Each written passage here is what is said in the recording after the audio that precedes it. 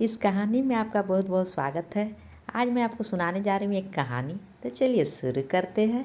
राम सिंह अपने गांव का दबंग और होशियार आदमी है। गांव वाले ज़्यादातर उससे डरते हैं। राम सिंह की बीवी की नाम प्यारी है। वह सीधी सादी और भोली भाली है।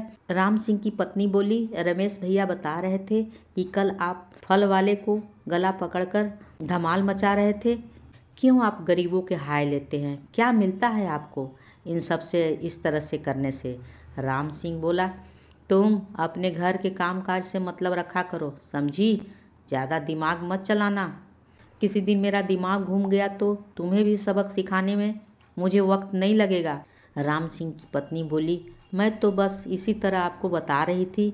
राम सिंह बोला, चुप चुप, बिल्कुल चुप रहो, और घर से निकल जाता है।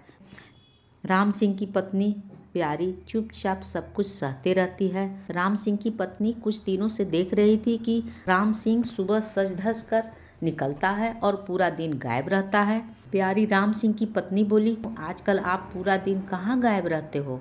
यह ठीक नहीं है। राम सिंह बोला, तुम मुझे गलत या सही मत समझाओ, नहीं तो अच्छा नहीं होगा। रहना है तो रहो, नहीं तो यहाँ से जाओ। राम सिंह की पत्नी प्यारी बोली, हाँ हाँ जा रही हूँ। राम सिंह बोला, हाँ हाँ जाओ तुम। इसके बाद राम सिंह गांव के बाजार में जा पहुंचता है। वहां एक अंडे की दुकान पर जाकर खड़ा हो जाता है। राम सिंह बोला, अरे भाई ज़रा 20 उबले हुए अंडे लगा दो तो जल्दी से, मुझे एक ज़रूरी काम पर जाना है। ठेले वाला बोला, भैया आपने 2 महीने से कोई पैसा नहीं दिया है, आप पहले वो चुकता करिए तब मैं आपको दूंगा। राम सिंह बोला, हम? अच्छा तो बात यह है, लगता है कि अपना ठेला यहाँ नहीं लगाना चाहते हो। हाँ बोलो बोलो, उठवा दूँ तुम्हारा ठेला यहाँ से। ठेला वाला बोला, माफ़ करना भैया, गलती हो गई, मेरे परिवार का खर्चा इसी ठेला से चलता है, भैया माफ़ कर दो मुझे। ठेला वाला बोला, अभी अंडे लगा देता हूँ, आप लीजिए अंडे और खाइए। राम सिंह बोला, हाँ ये हुई ना बात, हाँ लगा दो जल्दी से। अंडे के ठेले के सामने बाजार में 2 आदमी बात कर रहे थे। पहला आदमी, अरे भैया इस दबंग का यह हाल सारे गांव को नाक में दम कर दिया है। दूसरा आदमी बोला, सही कहा भाई, इसके आगे बोले कौन, आधा पागल है ये। दोपहर में राम सिंह जब घर लौटा, देखा कि उसकी वाइफ प्यारी अभी तक नहीं आई है, उसका कोई अता पता नहीं है। राम सिंह मुखिया जी के पास जाता है। राम सिंह मुखिया जी से बोलता है, मेरी पत्नी सुबह से अभी तक घर नहीं आई है, मैंने सबसे पूछ लिया लेकिन किसी को कुछ अता पता नहीं है, अब तो अंधेरा होने वाला है। मुखिया बोला, चलो उसे गांव में ढूंढते हैं। राम सिंह मुखिया और 2 आदमी लाठी लेकर प्यारी को ढूंढते हैं। नदी पार करने के बाद मुखिया बोला, अरे नाविक भैया, तुमने यहाँ नदी के आसपास राम सिंह की लुगाई प्यारी को कहीं देखा है? नाविक, नहीं मुखिया जी, मैंने नहीं देखा है, आज तो यहाँ पर केवल 4 ही लोग आए थे। मुखिया बोला, चलो गांव के बस स्टैंड के पास चलते हैं। मुखिया बस स्टैंड के पास पहुँचता है और चाय की दुकान पर रुकता है तो बोलता है, ओ भाई ज़रा सुनो, ज़रा सुनो, यहाँ आओ, तुमने आसपास राम सिंह की लुगाई प्यारी को कहीं देखा है क्या, किसी बस में चढ़ते हुए? चाय वाला बोला, ना मुखिया जी ना, आज तो इधर कोई औरत ही नहीं आई है। मुखिया बोला, चलो यहाँ से। राम सिंह बोला, यह तो पक्की बात है कि प्यारी मेरी पत्नी इसी गांव में है और वह कहीं नहीं गई है। राम सिंह बोला, मुखिया जी मैंने गांव में हर आदमी से पूछ लिया है लेकिन किसी को कुछ पता नहीं है। मुखिया बोला कि कहीं कुछ गलत न हो गया हो, इससे पहले कि देर हो जाए तुम जल्दी जाकर थाने में रपट लिखवा दो। राम सिंह बोलता है, साहब हमारी बीवी सुबह से गई है, अब तक घर नहीं आई है, आप उसे ढूंढ दो। सिपाही बोला, अरे नाराज होकर चली गई होगी, आ जाएगी थोड़ी देर में, चल जाए यहाँ से, हमारे पास और भी बहुत काम है। राम सिंह बोला, नहीं साहब, हमारी बीवी हमको बहुत प्यार करती है, उसकी गांव में कोई खबर नहीं है, ढूंढ दीजिए साहब। सिपाही बोला, अरे तुम ऐसे नहीं मानोगे, बताओ मैं एक डंडे लगाऊं तुझे? राम सिंह बोला, साहब पूरा दिन और रात बीत गए, प्यारी का कोई अता पता नहीं है, वह अभी तक घर ही नहीं लौटी। साहब मेरी रपट लिख लो। सिपाही बोला अच्छा रुको, साहब से पूछते हैं। सिपाही बोला अपने बड़े सर से, एक आदमी अपनी बीवी के गुम हो जाने की रिपोर्ट लिखवाने आया है। बड़े साहब बोले बीवी भाग गई है? हा हा हा हा हा, बहुत किस्मत वाले हो भाई। राम सिंह बोला क्या बोल रहे हैं साहब? बड़े साहब ने बोला अरे भाई हमें भी नुक्सा बता दो, कैसे भागेगी? ससुरी हमारी बीवी ने तो नाक में दम कर रखा है। सिपाही बोला कंट्रोल साहब कंट्रोल, पानी पी लो और समोसा खाओ, टेंशन दूर हो जाएगी। बड़े साहब बोले हाँ भाई सही कहा, अब तो समोसे से ही टेंशन भागेगी, लिख लो इसका रपट। हाँ भाई बोलो, तुम्हारी पत्नी का क्या नाम है? साहब मेरी पत्नी का नाम प्यारी है। बड़े साहब बोले अरे बड़ा प्यारा नाम है प्यारी, खुलकर बताओ ना, तुम दोनों में लड़ाई झगड़ा हुआ था क्या? राम सिंह बोला नहीं साहब ऐसा कुछ नहीं हुआ है, कल सुबह काम को लेकर नाराज होकर वह मेरे पड़ोसी रमेश के घर चली गई थी, तब से वापस नहीं आई है। लेकिन तुम्हें कैसे पता कि वह रमेश के घर गई थी? राम सिंह बोला साहब वह रमेश को अपना भाई मानती है, जब भी नाराज होती है उसके घर जाकर बैठ जाती है। बड़े साहब बोले तुमने उसके घर जाकर पता लगाया? हाँ साहब मैं गया था, वो दोनों पति पत्नी तो मुझ पर ही बिगड़ गए। बड़े साहब बोले अच्छा ठीक है, हम देखते हैं कि वह कहाँ गई है। बड़े साहब किसी आदमी से पूछी अरे रुको रुको, तूने कहीं प्यारी को देखा है? आदमी बोला नहीं साहब मैं तो सुबह उठकर काम पर चला जाता हूँ और रात को वापस आता हूँ, मेहनत मजदूरी वाला आदमी हूँ साहब। गांव में क्या हो रहा है, कौन कहाँ जा रहा है, किधर क्या हो रहा है, मुझे कुछ भी पता नहीं। बड़े साहब बोले अरे बस करो बस, चले जाए यहाँ से। सिपाही बोला सर 3 आदमी से तो पूछ लिया, किसी को कुछ नहीं पता है। बड़े साहब वो बुढ़िया कब से फटी आंखें से हमें घूर रही है। सिपाही बोला साहब पगली लगती है, मैं इसे भगा देता हूँ यहाँ से। सिपाही बोला ओ माई चलो यहाँ से, जाओ यहाँ से, कब से घूर घूर कर देख रही हो, कहीं सुंदर पुलिस वाला नहीं देखा है क्या? बुढ़िया ज़मीन पर लाठी टेकते हुए वहाँ से चली जाती है। बड़े साहब पूछे क्या कह रहे थे तुम? सुंदर पुलिस वाला, वाकई में मैं इतना सुंदर हूँ? सिपाही बोला हाँ साहब आप बहुत सुंदर हो और हैंडसम दिखते हो। सिपाही मन में बोला अरे बाप रे 10 किलो का तो खाली पेट है साहब का, अब इन्हें कौन समझाए कि आप इतना बदसूरत दिखते हैं। बड़े साहब बोले तुम्हारे प्रमोशन की बात करूँगा, बस एक बार मेरी हो जाए, समझ लो तुम्हारी भी प्रमोशन हो जाएगी, चलो रमेश के घर पूछताछ करते हैं। इसके बाद दोनों रमेश के घर पहुँचते हैं। बड़े साहब बोले भाई क्या तुम ही रमेश हो? रमेश जी साहब मैं ही रमेश हूँ। बड़े साहब अरे कल राम सिंह की बीवी प्यारी तुम्हारे घर आई थी क्या? उसके बाद वो कहाँ गायब हो गई? रमेश बोला साहब वो आई थी मेरे घर, लेकिन 5 मिनट में ही वो चली गई, कह रही थी कि घर का सारा काम पड़ा है। बड़े साहब बोले वो तो घर अभी तक नहीं पहुंची है, कहाँ गई वो? बोला साहब पता नहीं। बड़े साहब बोले राम सिंह का कहना है कि तुम और तुम्हारी पत्नी दोनों मिलकर उसे राम सिंह के खिलाफ भड़काते हो। रमेश बोला नहीं साहब बिल्कुल नहीं, हम तो उसे समझा बुझाकर वापस भेज देते हैं। बड़े साहब बोले कि अगर प्यारी आकर कहेगी तो इसे सच माना जाएगा, लेकिन राम सिंह कहता है कि तुम दोनों पति पत्नी उसे मिलकर गायब किया है, कसम समोसे की, बचना मुश्किल हो जाएगा तुम लोगों को। रमेश बोला साहब मेरा यकीन कीजिए हमने ऐसा कुछ नहीं किया है। सिपाही बोला अरे बावड़े भगवान से प्रार्थना कर कि प्यारी सही सलामत घर पहुंच जाए, नहीं तो अंदर हो जाओगे।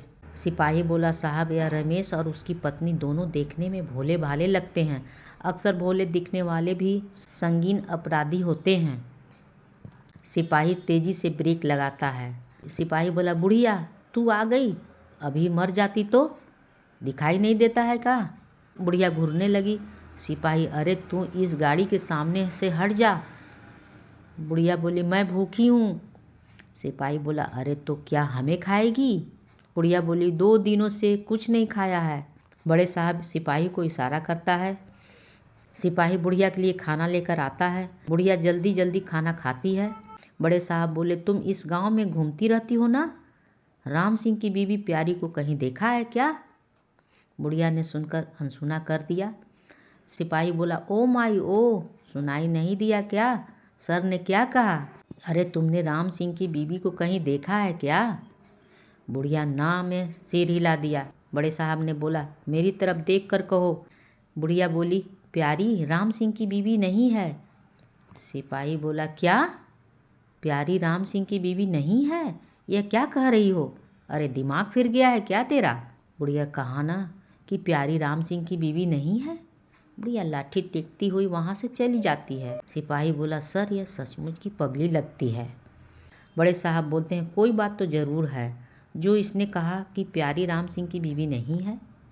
सिपाही बोला अरे ओ भाई राम सिंह, सच सच बता, प्यारी तेरी बीवी है? राम सिंह बोला यह कैसा सवाल है साहब? सिपाही बोला ऐसा वैसा गया भाड़ में, तेरे केस के चक्कर में दिमाग खराब हो गया। पहले तू यह बता कि प्यारी कौन है? मुझे पता चला है कि वह तेरी बीवी नहीं है। राम सिंह बोला साहब वह मेरी बीवी है। बड़े साहब बोले सच तो नहीं है? सच बता नहीं तो जेल में ठूंस दूंगा। राम सिंह बोला साहब मैं सच बोल रहा हूँ। सिपाही बोला तो फिर प्यारी कहाँ चली गई? जमीन निगल गई, आसमान खा गया उसे?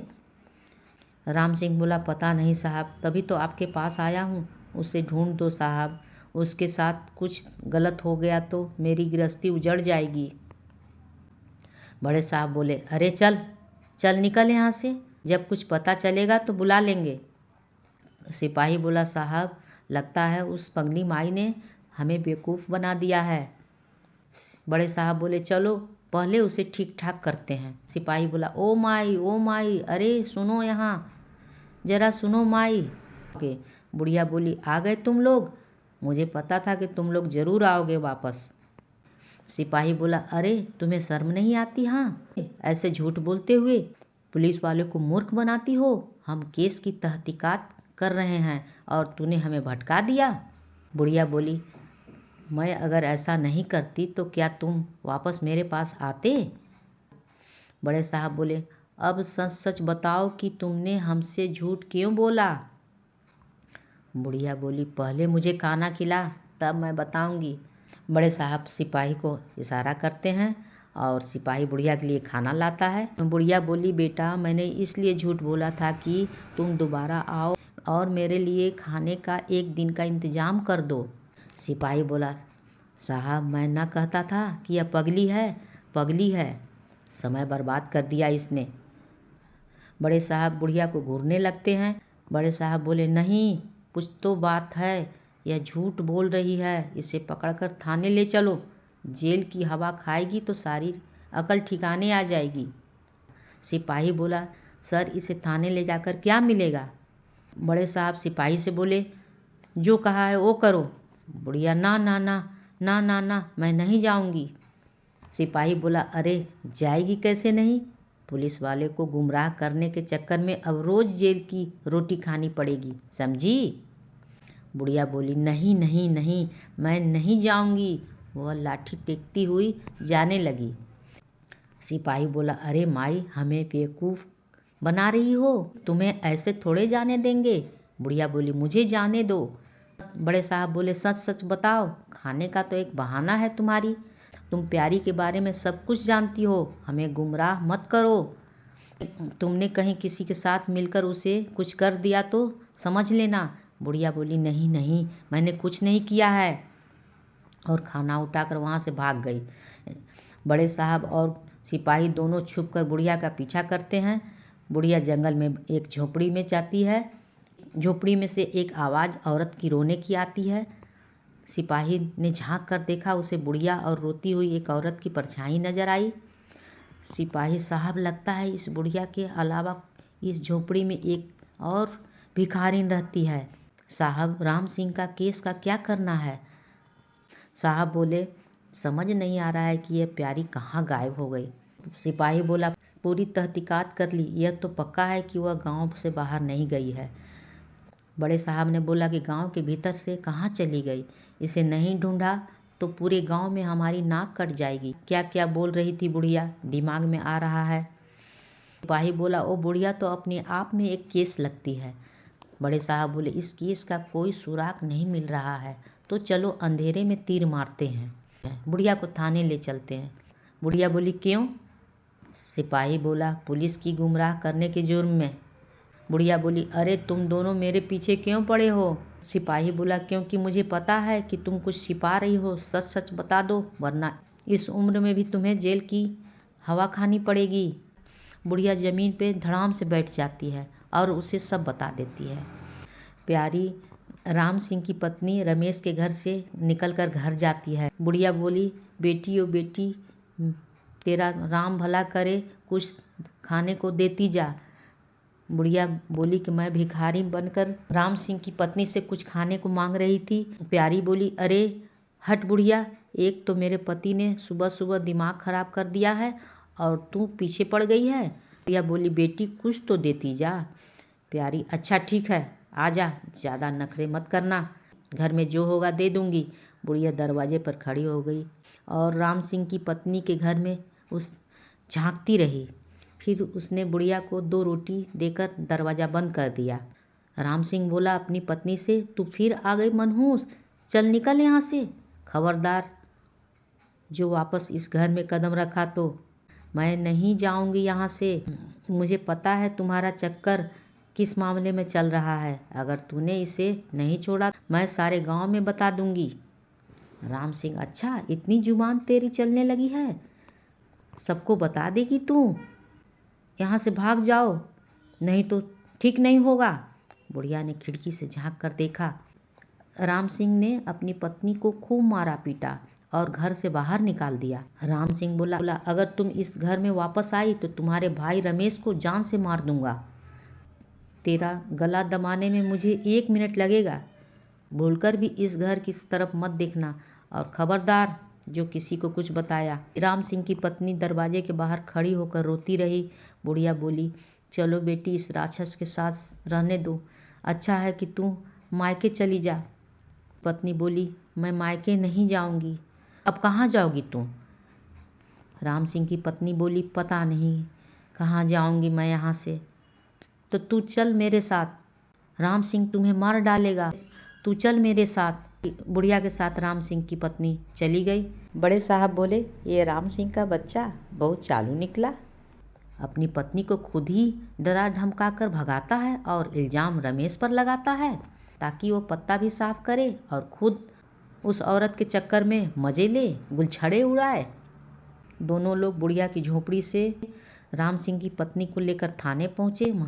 वहाँ दूसरा सिपाही राम सिंह को ले आया।